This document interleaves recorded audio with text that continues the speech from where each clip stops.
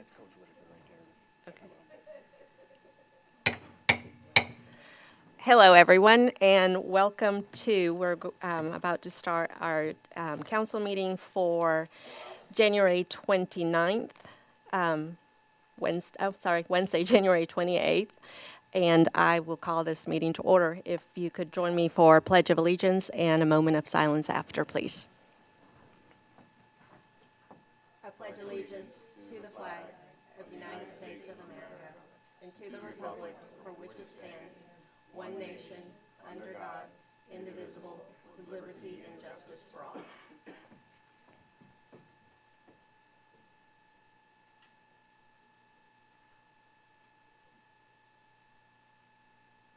Thank you.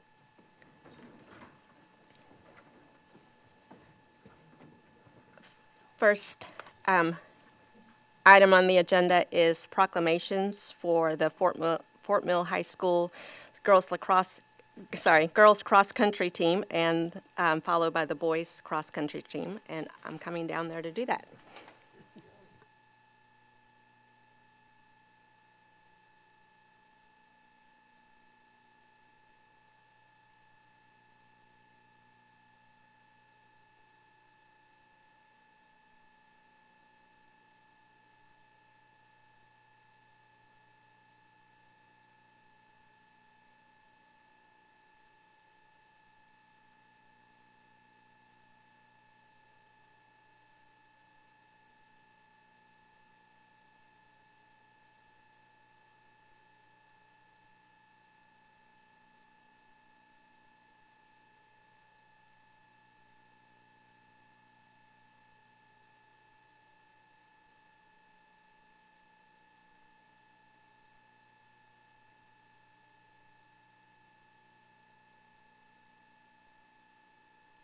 Points ahead of second place Greenville, and displaying remarkable depth and teamwork as their top 5 runners finish within the top 16 overall.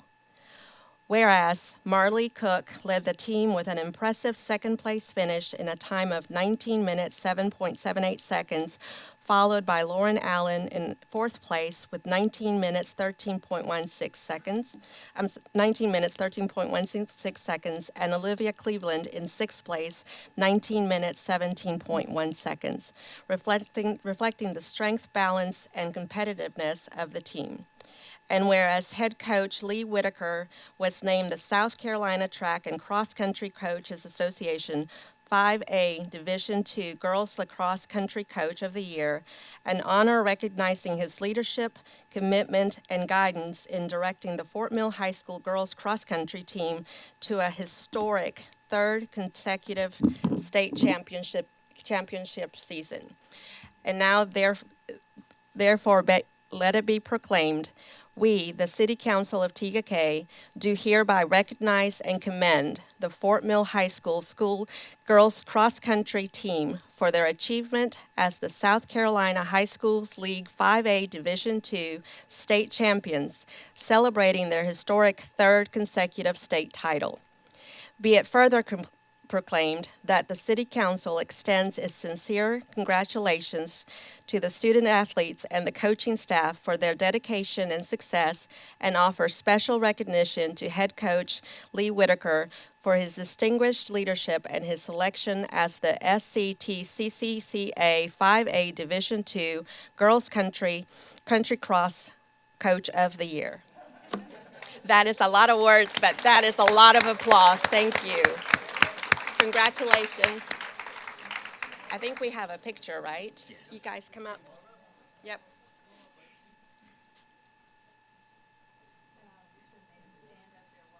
I know, that's a lot of words. There's a lot. I'm glad I don't have to read that.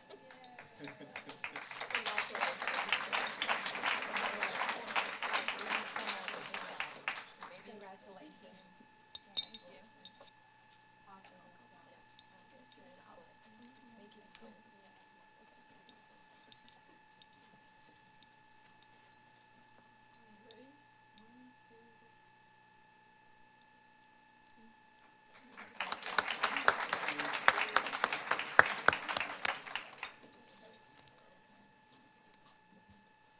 Okay, not to be left behind.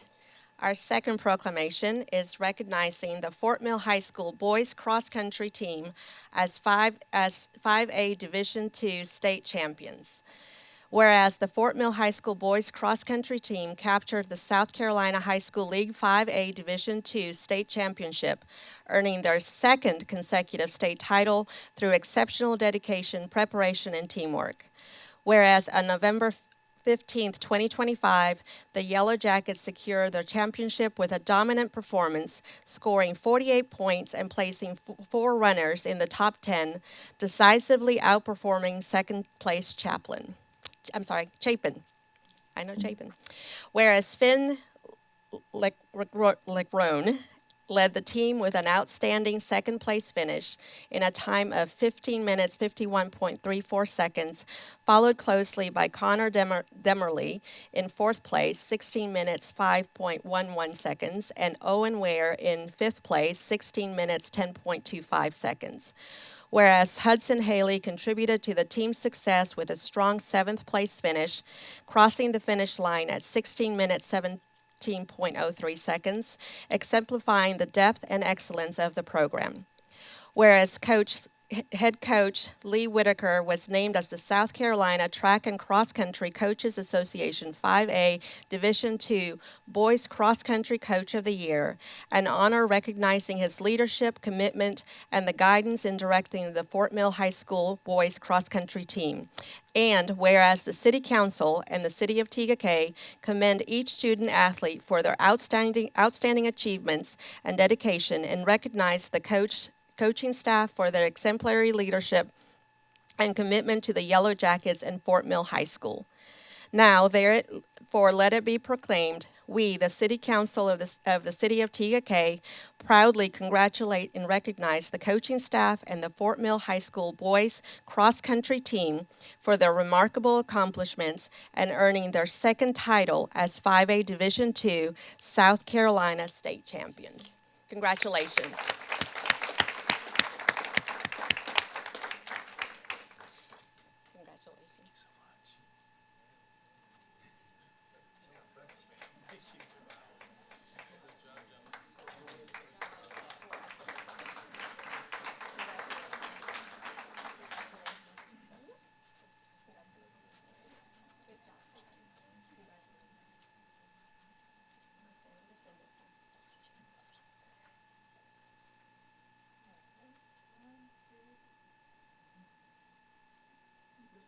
Thank you.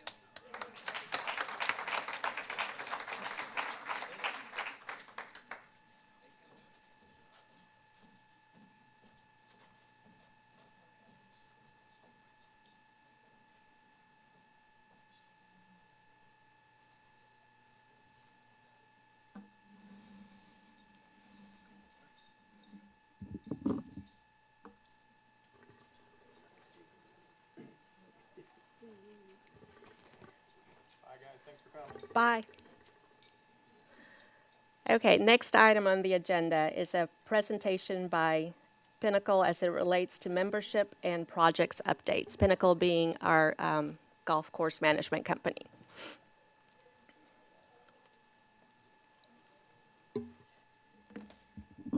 They left. I was going to give them a hard time for taking the long way to get to the podium, but they're cross-country runners, so that's what they do.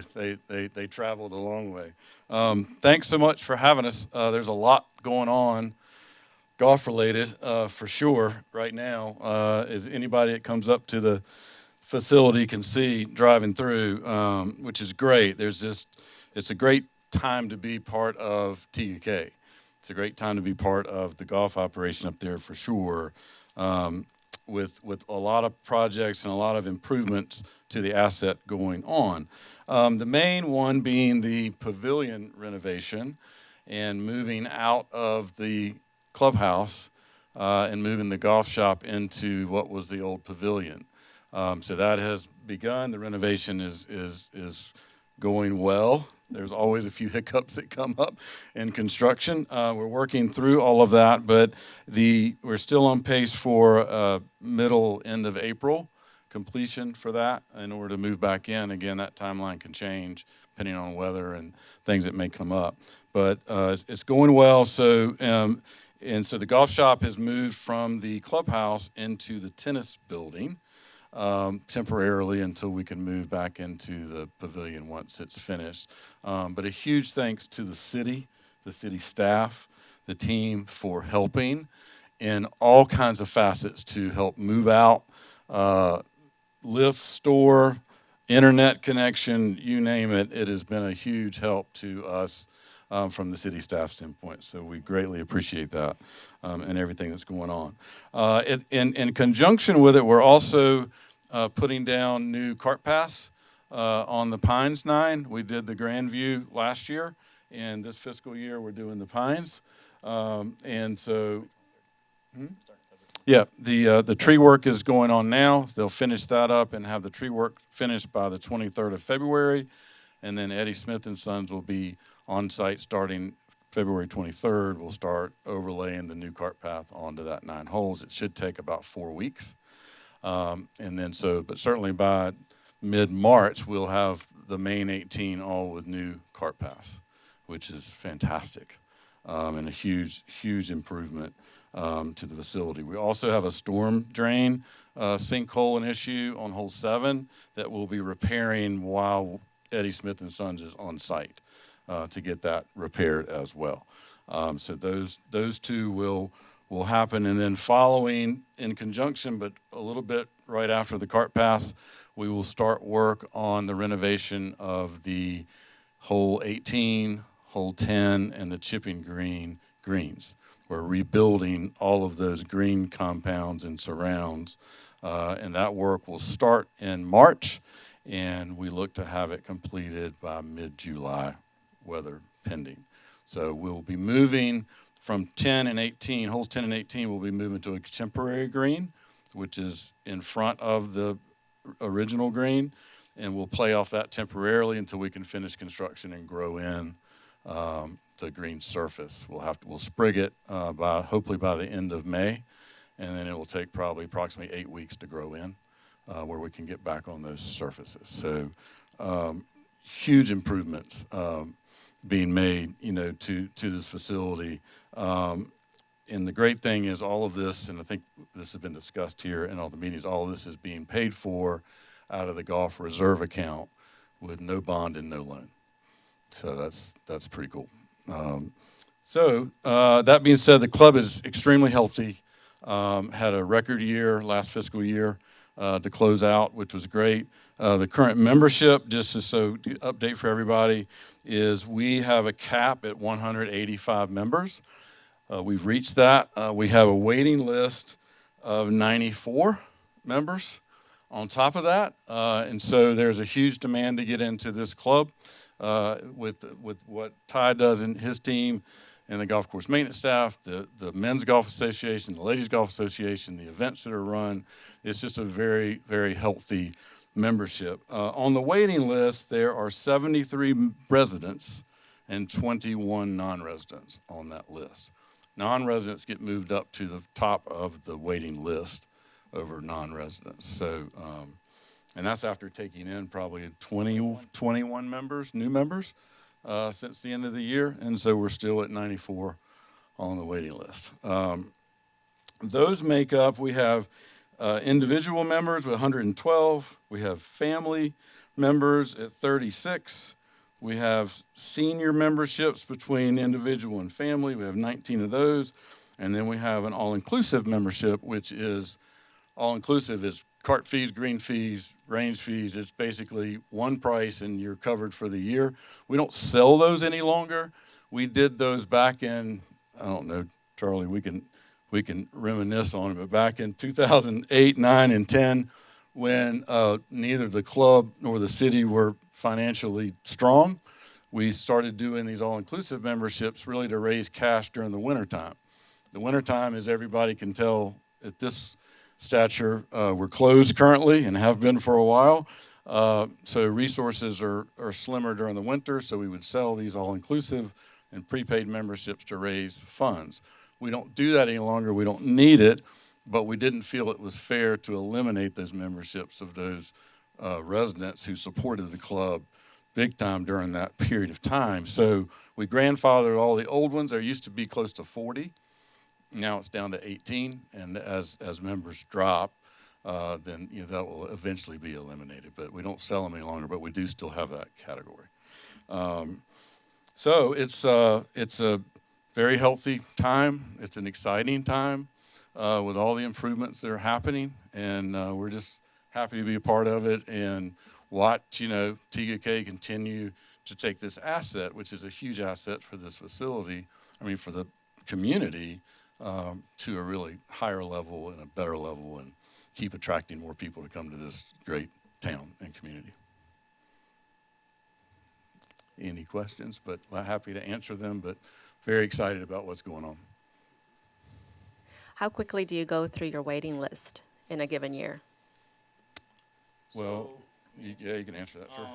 So I send out a renewal letter in the first part of December, give them till the end of the month to either say yes or no, and then once I get those no's, January 1st, I start hitting that list up. People that have been on that list for like 3 or 4 years, they've already found something else, or they don't play golf anymore. So the list kind of goes quickly. It's usually a no or it's a yes. And we made the waiting list is at 94 now. It was upper hundreds before this year. So we went through a big chunk of it. Oh, Yeah, we're moving through it. I mean, but it's still probably And it'll add throughout the year. So that 94 by the end of the year will be up to that upper hundreds again. Yeah, it's still in a multi-year wait. and there's no reason to change your cap? Okay. No, that cap is for a specific reason as far as the business model, as more memberships in the rounds that they play versus the non-member public play. There's all kinds of matrix that we go through in analyzing really the best formula for the business, and the 185 is the sweet spot for the business, and which is shown over the last few years, with having record years. And so we hate that people have to wait to get in, but at the same time, from a business standpoint, it is a very good number and a good model. Okay. Any questions from anyone else? Thank you. It's You're always welcome. good to hear from you. Thank you all for the support and for everything that you're helping get done. It's a lot of great things happening, and we're happy to be a part of it. Great job. Yep. Thanks. Thank you. Next item is city manager's report. Thank you, Madam Mayor, members of council. So just as a reminder, applications for the city's commission and committees will be accepted until the end of February. As a reminder, all currently seated members who would like to be considered for reappointment, meaning your term's up, you want to continue to be considered to serve, you still must reapply through Matchboard. So just follow the links on the website or email us if you have any questions. But you got to go through the Matchboard even if you're already on the committee and your term is expiring and you want to re-up. In development services, the Grove is continuing installation of the ground infrastructure.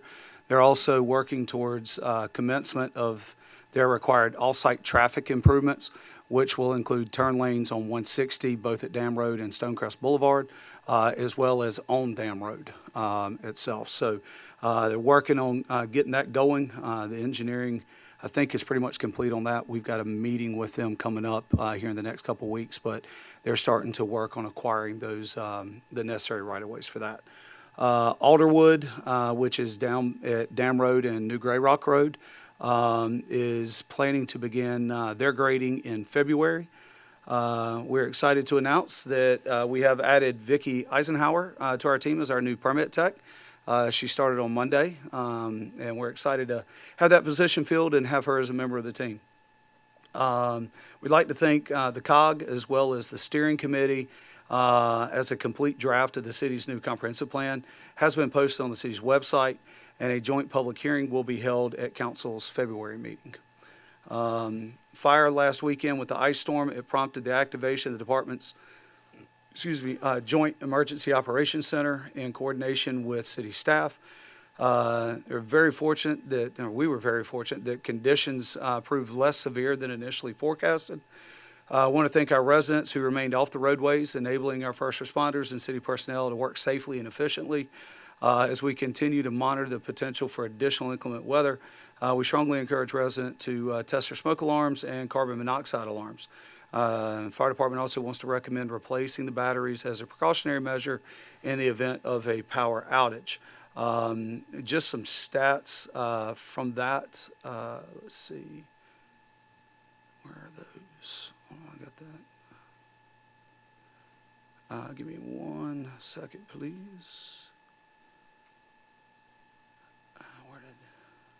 Don't I have this?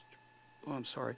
I'll just keep going. We'll have this posted online, but you're talking hundreds and hundreds of man hours. For Public Works, we had staffing of 8 split into 2 12-hour shifts for 48 hours. Our TCUD staff, they staffed it up with 4 employees plus supervisors, plus 2 additional supervisors for 48 hours. TCPD had additional staffing of 1 and command staff for over 36 hours. And TCFD had additional staffing of 1 and their command staff for 48 hours. All headquartered at the EOC, our Emergency Operations Center. And that was, that doesn't even include the 100 man hours plus of meetings with York County Emergency Management and other agencies around the county preparing for the storm. So hats off, appreciate, I do want to give a special thank you to Joey Blethen, to Chief Hasty, Chief Crosby, Antonio Maturo, Chad Holland, Tim Gillette, their teams, and Gretchen for getting the constant and timely communications out to everybody. They did a fantastic job, as they always do. And we were very fortunate the storm wasn't any worse than it actually was. And now we're prepping for the snow that we're apparently going to start getting between Friday night and Saturday. So I joked around, you know, we do have a lot of folks that have moved here from Rochester, Buffalo, Wellsville. Your weather's wandering around, kind of drunk out here in the yard. If y'all could just take it on back, you know, that would be great. But now hats off to the entire team. They did a fantastic job. The new ladder truck is here. Ladder 1 is here, and they're just waiting on a few equipment that was delayed, and they're training the new team on it. They did reschedule the date for the pushing in ceremony, and they're going to place that into service ASAP. And once Chief gets that date nailed down, because we're inviting folks from Senator Graham's office and the USDA, where we're getting a big chunk of funding to go towards that, trying to get something available where they might be able to attend as well. But it'll be coming in the next few weeks, and once that date's nailed down, Chief Hasty will be sure to get that out. This Saturday, fire department is doing firehouse stories. Keep an eye on the weather, and may switch to a Facebook Live event if necessary. So just keep an eye on their Facebook page, and they'll have that information there for you. And then you might spot their team around the city over the next month doing safety inspections and working on building pre-plans to local businesses throughout February. Parks and Rec. This is the final week of registration for Spring Youth Sports. And so if you haven't gotten signed up yet, don't wait until the last day. Get signed up now. You can do that on our website. If you don't, you may end up getting waitlisted. So get the kiddos signed up this week. Weather permitting, the Dick's Sporting Goods shop day is this Saturday from 10 to 2 at the Rock Hill location. You can save 20% on your local purchase with the TKK Parks and Rec coupon, which can be found and printed from our website. Coupons are activated early and can be used in stores starting today through Sunday. So if you've got some last minute things you want to get from Dick's Sporting Goods, it's a great way to do it and save a little bit of money. Put February 21st and 22nd on your calendars, as TKK will be hosting a national qualifier for U.S. quad ball teams. Those teams are coming from Washington, D.C., Chicago, New York, and the Carolinas, and will be participating in the qualifier. Come out and support your team, or just if you're curious. It's going to be down at Catawba Park. And if you're not sure what quad ball is, if you've ever seen Harry Potter and the game they play flying around on the broomsticks, it's that without the flying. So that's what quad ball is, and we appreciate Visit York County and helping bring that tournament here to TKK. I'd like to welcome our new recreation programmer, Ryan Dudney, to the team. Ryan will be overseeing our baseball and softball programs starting this spring, and we're excited to have him with us. He's got a very big baseball background and has hit the ground running with us. So if you see him out and about around the fields and at skill evaluations will be coming up, be sure to say hey. The department has wrapped up installing turf inside the baseball softball complex at Catawba Park. They're finishing up the new batting cages at Rundy Park, and will begin preparing for the upcoming recreation season as we head into February. And they've got a new event. I'm sure Miss Caroline Hasty would help develop this, but it's called Why We Heart TGK. So we're inviting children of all ages to create drawings showing what they love most about TGK. Submissions will be accepted February 3rd until February 12th at City Hall.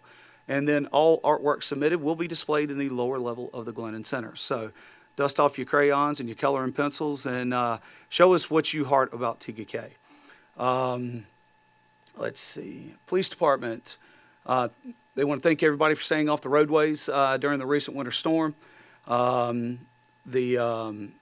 Special Olympics are coming up, so we've got badges and baristas. Will be held on February 2nd from 7 a.m. to 11 a.m. at TGK Coffee. And again, that is a fundraiser for Special Olympics, but it's not the biggest one. The biggest one is going to be on February 7th at 10 a.m. at the Beach and Swim Center, and that's the annual Polar Plunge. So that is coming up. The forecast for that day calls for a high of 53 degrees with morning temperatures around 30 degrees. So that's going to be very pleasant for all that jump into the pool. I will be out of town that day, so sorry. I look forward to seeing the pictures. The department has compiled their monthly crime stats for December with 403 calls for service, 33 incident reports, 2,665 property checks, 597 traffic stops, 16 vehicle collisions, 10 custodial arrests, 3 DUI arrests, an average response time of 3 minutes and 49 seconds, and they hosted 4 community events. So PD was definitely busy in December. And last, just a kind of an update conclusion on wildlife management for this year. The city did conclude the wildlife management program for 25-26 fiscal year. Program included the culling of 80 deer by low country wildlife specialists at a cost of $42,382. In compliance with the SCDNR permit, the meat was donated to the Catawba Indian Nation, who made a contribution to the processing fees.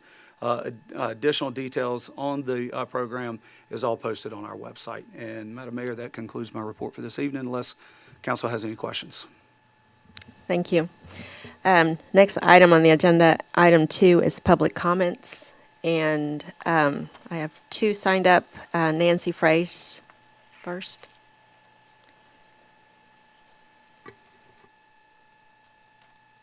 Hello, thank you for being here tonight and for serving our city. Yes, I'm Nancy Fraze. I live at 1992 Newberry Lane, and I'm hoping to hear some clarification tonight on the proposed ordinance relating to the private wells.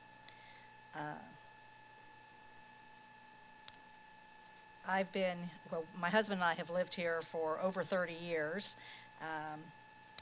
Originally, we were at 17020 Windsong Bay Lane, but then when all the development occurred, we had our address changed, but we still live in the same household, and we have been on that well since we've been here in the early 90s. My first question that I'd like some clarification on is this for new wells? And I'm sure that the existing wells would be grandfathered in. However, I didn't see that in the ordinance information, and I think it would be calming to have that in writing so that there is no question that we don't need to be concerned, those of us that are on wells. I don't know how many wells there are currently here, but that would be another existing well. And also, is there a separation between wells that are used for home use versus wells that are just used for irrigation. And again, are both of those grandfathered in, A, and B, could somebody have an irrigation well but not for home use? And lastly, what's the purpose of the ordinance? What brought it to the forefront? Whether it's for existing or for new wells. So thank you, and I hope I'll get some answers on those. Judy Rohr.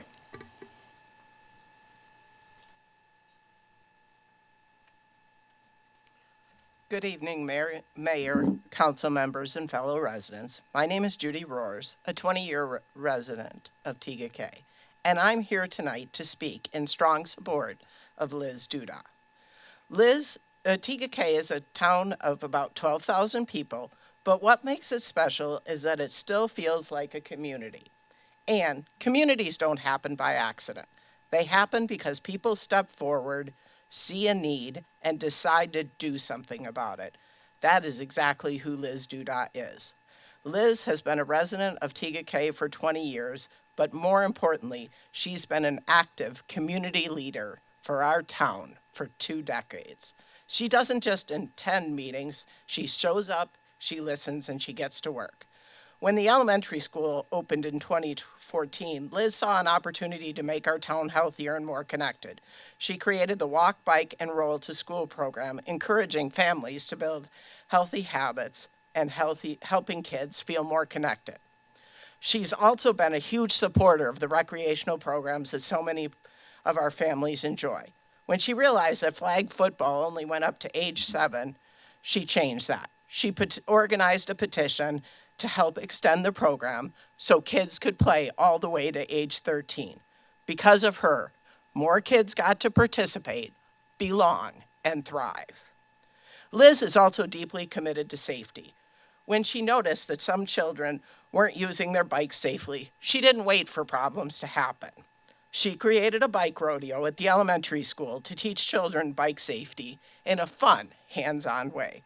That's the kind of leadership that prevents problems before they start. Beyond these visible projects, Liz has spent years doing the quieter, harder work of local government, serving on the Planning Commission, the Park and Recreation Committees, and other important community committees. She understands how the city works. She understands the budget, the trade-offs, the long-term planning, and most importantly, she understands the people. Liz builds bridges. She builds relationships. She brings people together to get things done. Tegakay needs leaders who don't just talk about loving this town, but prove it through consistent, thoughtful, and practical service. Liz has done this for more than 20 years. She has the experience, the trust of the community, and the heart for this work. I cannot think of anyone better prepared or more committed to serve in this role. I strongly urge you to support Liz Duda and vote on February 3rd. Thank you so much for your time.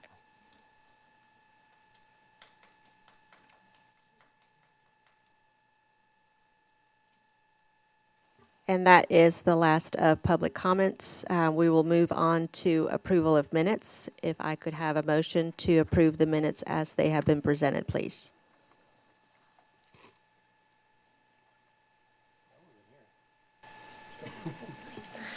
Madam Mayor, member of councils, I would like to motion to consider approving the minutes of the January 5th, 2026 special meeting. Second. Okay, we have a first and second. All those in favor, say aye. Aye. Anyone against?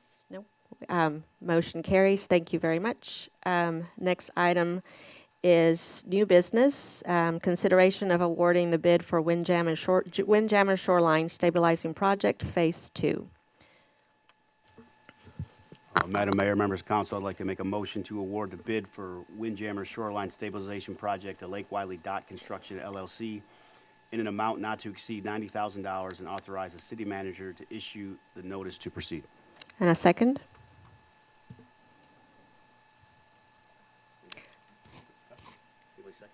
Did you do a second? Oh, sorry, my bad. I thought you seconded. Second. Yes. Actually, before we do discussion, I would like to have Dustin fill us in on the why, when, where, how much. Absolutely. So excited to be the first new business in 2026. So thank you for bringing me up here. So as y'all will see, this is phase two. So we did phase one project last year, which is the shoreline stabilization of Windjammer Park. So essentially, in layman's terms, it's the riprap surrounding the point, which will protect the point and the park itself from erosion. This one would be, like I said, it's phase two. And we did receive one submission, and it would be for that $90,000. And you will recognize the submitter as the vendor who did phase one. So this is the same vendor. They know the area. They completed phase one, and it looks fantastic. And this was also a budgeted item that y'all approved in the current budget. So this would be out of our capital funds. So staff would recommend moving forward if you so decide. Thank you. Any discussion or questions? I just wanted to say thank you. As the new member, you were very responsive when I had questions about phase one and those things, so thank you for sharing those with the public as well. Absolutely. I appreciate all that. Thank you. Okay, if there's no further discussion or questions, then I would like to go ahead and call for a vote. All those in favor? Aye. That carries unanimously. Thank you, Dustin, for that. It will look fantastic. It will. All right. The next item on the agenda is consideration for awarding a bid for lawn maintenance and lawn maintenance services. I'd like to have a motion, please. We're good. Madam Mayor, members of council, I would like to make a motion to table item 4B, consideration of awarding the bid for lawn maintenance services. Second. Okay. We have a motion to table it. We'll proceed. We'll take a vote on that. Could we have the discussion of why? I'd like to Yeah. explain So why, yeah. if actually, Antonio, if you could. No, that's not. No, That is still you. me. Sorry. If you could tell us why you're. Yeah, no problem. Thank you, Councilman Jones. Yes, I would ask to respectfully table this into our February meeting. The reason for this is to allow staff some additional time to vet the vendors. As you may have seen in your bid packet, we have 3 vendors that are very competitive and have comparable pricing. We have never worked with those vendors before, so staff and I would like to do our due diligence before moving forward or recommending a vendor currently as part of those 3. We want to get a better idea of their qualifications and the capacity for them to perform the work, especially to the standard that we would like in the city. Based on their submissions, it does seem like that they would do good work, but we want to make sure that we have as much information that we can provide to you and then also make a recommendation. Like I said, with us never working with them before, we want to make sure we answer or ask some of the questions that we want to know to make sure we're getting the service that we expect. So we plan on doing interviews per se with the top 3 vendors, and we would like to give you that information for your February meeting, which will give us more than enough time to approve or to provide a contract for y'all to approve on April 1st. So with your decision, I would respectfully ask to table it until February. And just to provide why I was open to doing the tabling is this contract, and just to share with the public, includes, it's consolidating 2 current contracts that we have. Because Yes, Catawba so- Park has previously had its own contract, and this is for the wider. Yes, lawn ma'am. So services. we had the previous vendor that we've had for 3 years. Their contract is expiring, so we're not getting rid of them. This is just a rebid from an expired contract. We did make several changes in terms of our mow areas and weeding and trimming areas inside the city. The biggest change is we had 2 separate vendors for Catawba Park as well as inside the city. So with this RFP, we combined everything under one vendor so we can try and get as good of a price as possible, and then while also working with the same vendor so there's not double communication or anything like that. So this is a little bit different than the previous contract, but there's a lot of similar areas. But the biggest difference, as you and I spoke about, is the addition of Catawba Park. Within the bids, there were some just minor, if not inconsistencies, and things that were not included with all of the lower bids. And that's something that you'll address before we see it back again. Yes, ma'am. So as what we discussed too, as part of the clauses in our RFP process, council does have the ability to either waive any technicalities that they see fit that would be the best decision for the city. So any of the ones that are missing from those bids, we will ask to confirm. Some of them are small, like missing a staff member or something along those lines. So we don't want to completely rule them out if it's something that they may have overlooked. So we'll make sure to ask those questions as well as any additional questions, like I said, to make sure they could do the scope of service that we're looking for. Okay, thank you. And I do plan on compiling all that information and providing that for y'all prior to your next meeting, so you have that in front of you. Okay, thank you very much. Yep. Thank you for your due diligence. No Appreciate problem. it. Any other questions? Anyone else? Well, thank you. I appreciate your support. So now I will call for a vote on the tabling item number 4B. All those in favor? Aye. That carries unanimously. Next up is consideration of the introduction of the first reading for an ordinance to adopt Chapter 54, Article 5 of the city's code as it relates to private wells. And if I could have a motion to, Madam Mayor, if I can make just a recommendation on this one specific, if Antonio May could be allowed to introduce kind of the meat and potatoes, if you will, of the ordinance before council makes a motion, just in case there's anything that council wants to see changed as part of the first read, you'll be able to include that in your motion without having to back up and go again, but just as a recommendation. actually, that would be good because I do have some questions on that. Thank you. Perfect. Well, pleasure to be here introducing this ordinance for consideration. So just a little bit about it, and hopefully it addresses all the questions that were currently asked and any questions that you may have. So this ordinance is about protecting public health and reducing risk to the city system. The private wells, they're not regulated under the same drinking water standards as the city's water system. So basically what we're trying to do with this is to eliminate that. We're trying to get ahead of the game and making sure that we can protect our system, protect our people from that contamination.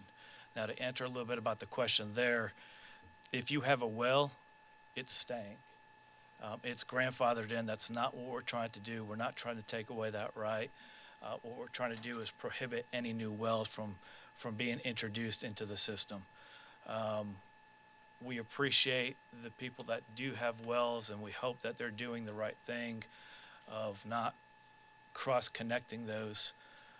But as SCDES continues to make sure that we're within compliance, we want to make sure that we keep thinking of ways that we can protect the system.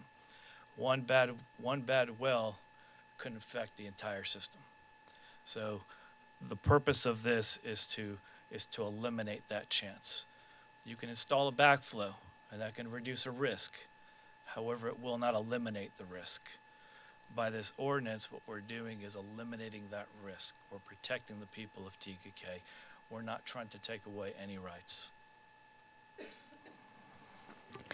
In that ordinance, there's wording about, and it doesn't say grandfather, but it specifically talks about irrigation wells not being affected by, current irrigation wells not being affected by the ordinance. And I know that you said that wells in general are not, existing wells are not affected by the ordinance. I would like to include wording in that ordinance that is more specific, not just to irrigation wells, but that it encompasses, because I understood that to be the case, but the irrigation part of it may not be as clear to people that do have wells, and it just sort of protects that ongoing premise that they are excluded from the ordinance. Madam Mayor, if council's inclined, we could just delete reference to irrigation in the motion in section 5426. I do believe, and correct me if I'm wrong, there is a desire not to have any wells connected to the system. And I believe that would still be the desire unless council wants differently. So if you have a well, you'd be going into a septic system. You wouldn't be connected to our sewer system. But if we delete the reference to irrigation, just delete the word in your motion of irrigation to section 5426, I believe that'll make it clearer. Okay. That sounds simple enough to me, if that's the recommendation. And of course, we'll look at this again, not at a meeting. If we need to make any other changes, we can do this. That was second reading. Any other clarification, but I believe that'll get us where we need to be. And Antonio, one question I had was, I talked to city manager earlier. He had told me that the state used to have a regulation under DHAC that didn't allow wells if you had public water, but that regulation is no longer in existence when they became DES. So this will fill that gap. This will fill the gap. So if, of course, within that ordinance as well, it also says that we would allow a variance if there was not city water available. But being that said, the issue that I want to touch on that variance as well, and the DHEC or DES regulations, is that the problem currently is the portion of it being unregulated. So the permitting comes at a state level. They do the permits, they see the process through, and then it's forgotten about. It's up to a homeowner to really test it to make sure that the water that they're taking from that well is safe. So yes, some things have changed. However, it's up to us to make sure that our people continue to be safe. And I believe I read in this ordinance is, Chaplain just mentioned, it does prohibit, if you have a well, it prohibits the connection to the public water system. That's the whole purpose of it, is no connection. We cannot, there's no connection at all. And that's what, if we find a connection of such, a cross connection of such, that's when we can have that decommissioned. That's a violation of the ordinance. So as long as you're not connecting into our system, we're good, into the water system, we're good. So anybody who has a private well and is using it for drinking water, that's fine, as long as it's not connected for any reasons. Within the motion, I will add that there are very few of these wells. As Ms. Fraze mentioned, they're on one. I can think off the top of my head of at least one other, if not two, and they pre-existed. They were in place before T-Code ever existed, before the city was in the water and sewer business, if you will. So as far as a drinking water well, that's piped to their house and that kind of thing. So there's not a lot of them out there, to be quite honest. The ones that are, some have come off their wells and tied onto the water and sewer system. I'm not aware of any septic tanks that are out there. I think pretty much everybody that's in the city is tied in, but there could be one or two. But again, those aren't things that we regulate. That's done by DES. But we're not talking about an astronomical amount of people, as Antonio mentioned. Those people can still keep those wells. But if you decide to tie your well onto our drinking water, we could make them at that time decommission their well if council approves the ordinance. And one other point, with the variance procedure that you set forth, if people are going out and expanding, we want to limit the number of wells. So if they go through the variance procedure, they could still be required to decommission, and it still reads that way. Because those people would be going in with knowledge. They haven't been here for decades using it. They're not grandfathered. So they would go in with knowledge that they're expanding to an area. They want to use a well on a temporary basis, but if and when water becomes accessible, as it's defined, which is basically in close proximity, they would be required to connect. So you do treat those differently with new wells that are very limited to the variance procedure. Brian, did you have a question? so in the ordinance, section 54-26, if we just remove the irrigation to say existing wells. That essentially grandfathers in irrigation wells and drinking wells, and we don't have any issues with that, right? Correct. Okay, perfect. That's all I wanted to make sure. Well, just one last question. On the existing wells that the city has, are any of them tied to the sewer system? Are they all, okay, so that won't even come up for anything? Not to my knowledge, no. Okay. All right. Any other questions? No, I just want to say I appreciate the information you provided here. Obviously, a lot of the wells that do exist predate probably even Water Inc., from my understanding of some of this. I mean, we're talking original homes in the neighborhood, so, and I appreciate our public speaker who came to ask for clarification on this, because I don't think any of us have the intent of wanting to impede on people's rights on their own property, but when we're talking less than 20 maybe wells total in the city versus 5,000 households that could have their water negatively impacted, because I'm sure we all remember whenever we get a notice about E. coli or boil advisories or things like that. That's what we're talking about, is wanting to protect the entire city against instances like that, or EPA violations that bring a hefty fine with them. So I appreciate your due diligence on this from a public health perspective. Thank you. All right, so if I could have a motion to amend the ordinance, Madam Mayor and members of council, motion to approve the introduction and first reading of an ordinance to adopt Chapter 54, Article 5 of the city's codes as it relates to private wells, with the adjustment of Section 54-26 to read existing wells, with the removal of the word irrigation. could I have a second, please? Second. All those in favor? Aye. That carries unanimously. Thank you. Thank you, Antonio. All right, now we're going to move on to item number 5, council comments, and I will start with Councilmember Carter. Yes. So special. All right. Hey, thank you guys for being here this evening. Always appreciate that.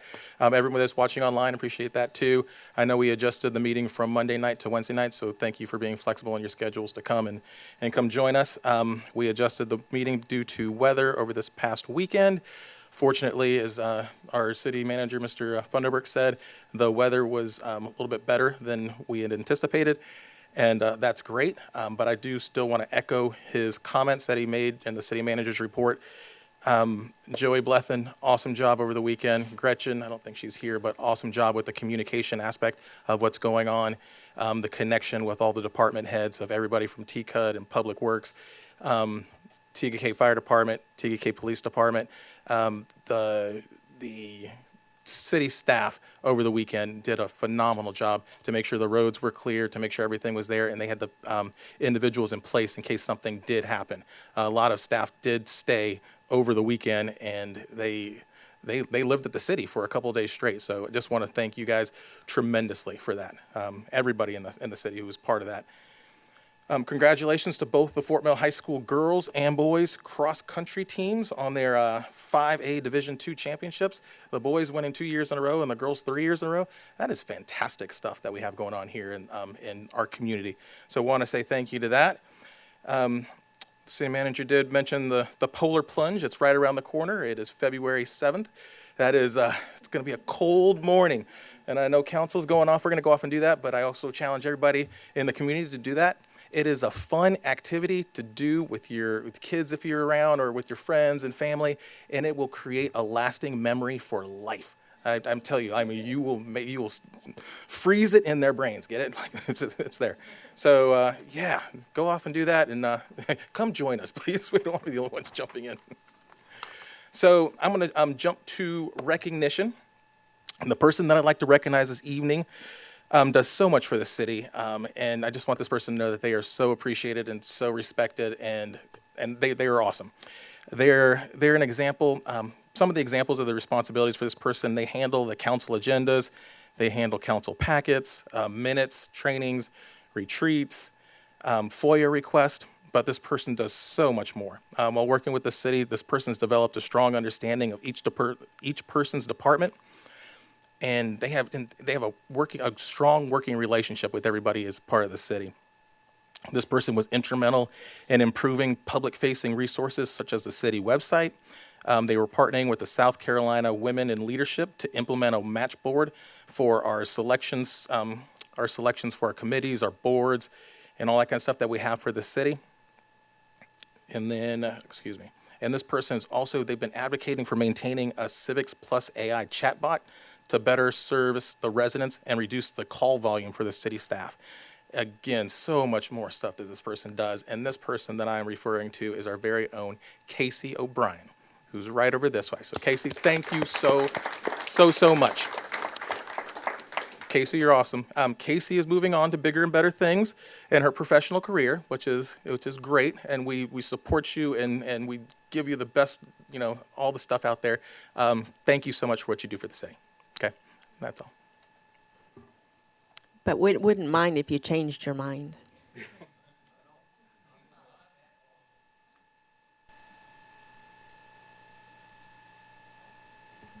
All right.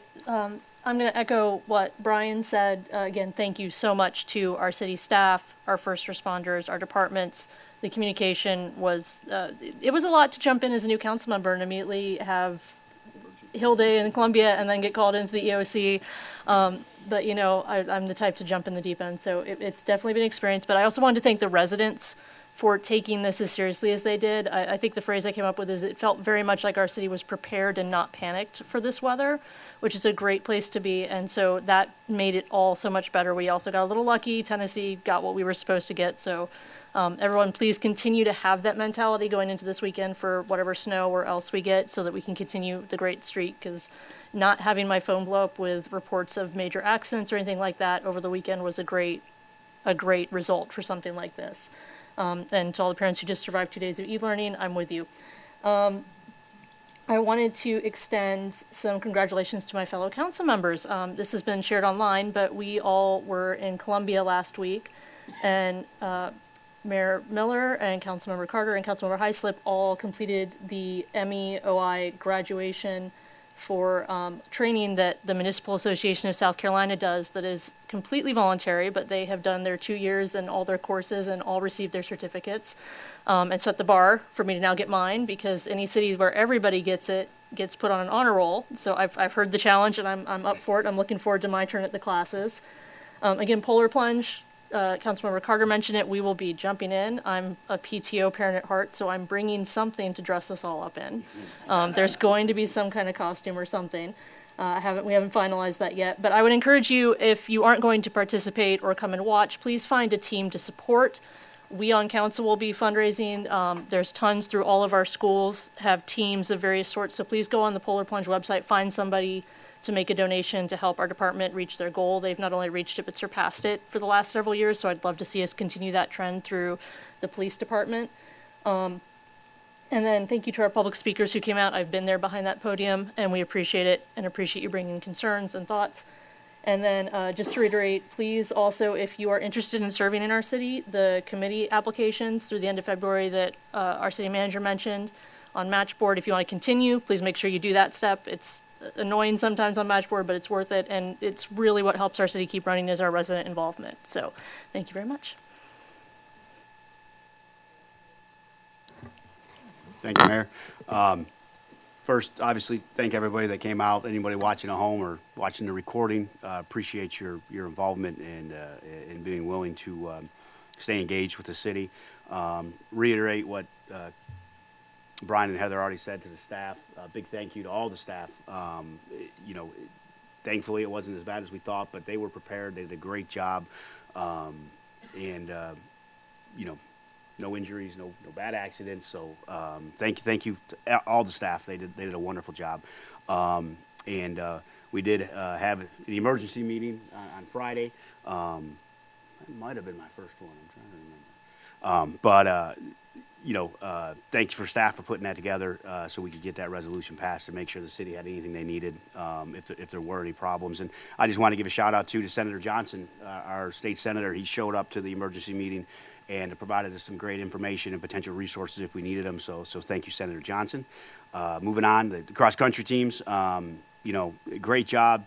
3 years for the girls, 2 years for the boys. Just wonderful teams. Coach Whitaker, we are just blessed to have him. He's an awesome coach for cross country and track, and so I think that makes six championships in the last 3 years, right? I mean, building a dynasty here, so keep going, Coach. The polar plunge, I missed it last year. I did make up my jump. So I still get credit, but looking forward to that. I did hear Heather say something about the deep end, so are you jumping in the deep end? Don't do it. Do not do it.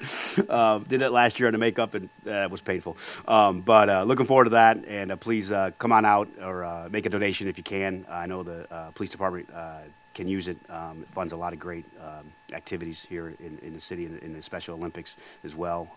As Heather just mentioned, the committees. Please, if you're interested, it's a great way to get involved in the city. We take these committees serious. We have a liaison signed to every committee. There's a council member at every meeting, and we value your input and your feedback. And so, if you have any interest, please volunteer. Please sign up on Matchboard. I know some of these committees are not full. They do not get enough volunteers, and it would be awesome if we had more than enough to fill every committee. So please take advantage of that. Also, as everyone probably knows, special election next Tuesday. Please get out and vote. We had I think it was 30% turnout last election. So let's try to beat that. It's your civic duty. I would love to have TKK lead the way again. I think we were the highest in the county last time. Obviously, it's only a special election, but take that right and privilege serious and get out and vote. And that's all I have, Madam Mayor. Excuse me. Thank you. I'll say it again, as everyone has said. If keeping a storm away is done by being prepared, then let's keep doing that, because we were certainly prepared. And I do feel like residents felt that and saw that based on the communication and the activity that was shown in getting the roads ready, and communication from our police department, communication from our fire department. You guys worked together so well to get that point across, and for all of the staff that stayed overnight and left their own families so that they could be here in case. That is certainly appreciated. And like I said, if that's what it takes to keep those storms away, then we were certainly ready. I'm very grateful for that. I'm very excited for what is coming with our golf new pavilion, new golf center that is coming up, the new pro shop. It's going to change the face of that area, and I'm just really looking forward to seeing it. It's April, it's spring, it's new starts, new beginnings, and I'm really excited to see that coming to our city. I'm also very excited to see what the garrison is going to look like, and all of that as a new beginning too. The polar plunge, it's going to be cold, like everybody said. It's kind of a fun time for me this time, because it's going to be a mother-daughter plunge too, because my daughter has agreed to plunge. And so if you're looking to donate, you can donate to me or you can donate to her, because she's doing it for her Pleasant Knoll Elementary School, and I'm really excited to see her do it. I just really want to see her face. Congratulations to our cross-country teams. We grow them well. We are so proud of everything that they've accomplished. If you've watched any of these meetings, it's a constant parade of accomplishments when it comes to our Fort Mill High School, and not just in the sports arena, but throughout their education as well. So having kids that have graduated from our school systems, it just makes me proud to see that it continues. Committees, yes, please get involved. You want a voice. You want to have a place in setting direction for our city. You want what your neighbors are saying to be heard. Then please spend the time and get involved and have that opportunity through our committees.